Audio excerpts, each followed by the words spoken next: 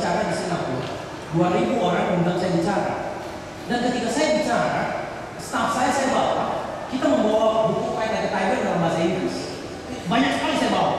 Kemudian staff saya, 2 hari sebelum kita berangkat, dia selalu nanya, Pak Darmadi, kenapa mesti bawa begitu banyak, Pak? Kalau tidak laku semua bagaimana? I think it's a very classic things yang orang selalu nanya kita.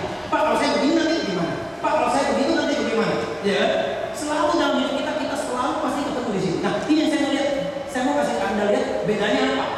Staff saya selalu nanya, Pak, kalau kita bawa semua ini nanti kalau tidak laku gimana? Kalau tidak semua laku gimana? Karena dia tahu Pak Darmadi ini nggak terkenal di Singapura. Siapa sih dia? Dia ngomong belum tentu orang mau beli bukunya. Kemudian dia tanya saya pertanyaan itu, pikirkan baik-baik ketika orang ini nanya ke saya, Pak, kalau buku ini tidak laku bagaimana? Menurut Anda sebenarnya saya jawab pertanyaan ini. Saya bisa jawab pertanyaan itu. Tapi saya jawabannya saya bilang pasti laku. Iya Pak, pasti laku. Tapi kalau nggak laku gimana? Saya bilang pasti laku. Dia udah kesel sama saya udah. Kita terbang Singapura, acara saya jam 3 siang. Pagi kita udah tiba jam 7. Kita pasang bukunya semua. Saya lalu. Tidak satu orang pun beli buku saya dari jam 7 pagi sampai jam 12 siang. Staff saya datang lagi kepada saya. Mukanya tambah yakin banget dan udah mulai jalan nada yang agak sedikit kepala itu goyang ya.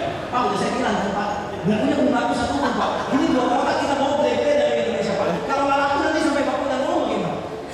Anda tahu sebenarnya, saya bisa sekali jawab pertanyaan ini.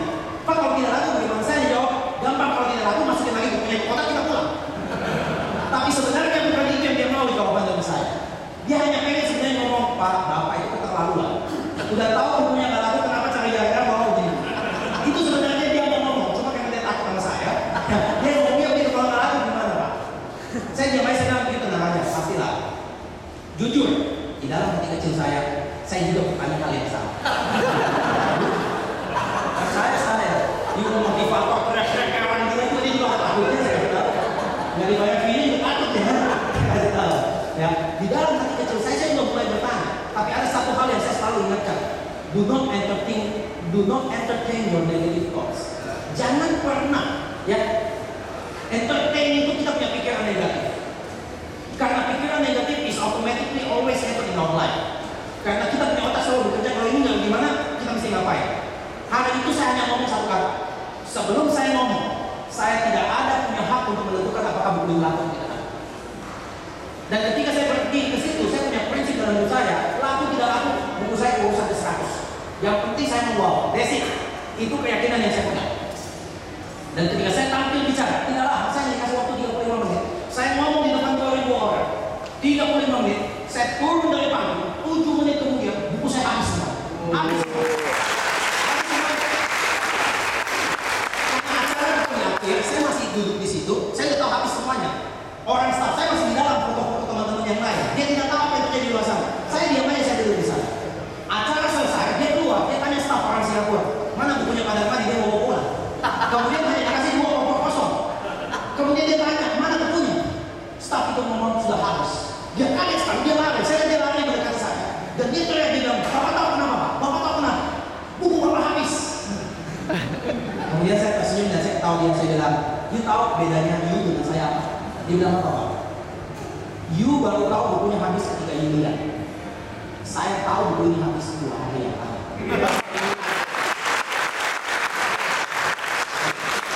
Saya katakan adalah apa ekspektasi kita dalam hidup ini? Apa harapan kita di dalam hidup ini? Karena kalau kita tidak punya harapan dan ekspektasi besar dalam hidup ini, percaya hidup ini hamba. Tuhan tidak ciptakan kita 70 tahun hidup di dunia ini untuk do something yang remeh-remeh. Tuhan ciptakan kita 70 tahun hidup di dunia sini untuk gambling. 70 tahun waktu yang terbaik ini untuk menjadi lebih baik. Orang-orang yang beragama suka mengatakan, coba lihat sang pencipta telah menciptakan alam ini begitu hebat, planet semuanya yang paling hebat. Tapi saya selalu tersenyum, saya katakan ada satu penciptaan yang lebih hebat lagi yang kita semua belum lihat, adalah penciptaan di dalam diri kita sendiri untuk menjadi yang terbaik dalam diri kita. Saya sukses kepada kalian, mengumpulkan sukses. Enjoy God, thank you very much. Buku saya juga dipasang, Sulaiman yang buku dipasang. This is what our friends are for. Tepuk tangan saya lagi untuk Bapak. Luar biasa. Nah inilah Darmadi dan kawan saya. Boleh sekali kita beri tepuk tangan ya. Luar biasa. Thank you. Silakan. Yeah.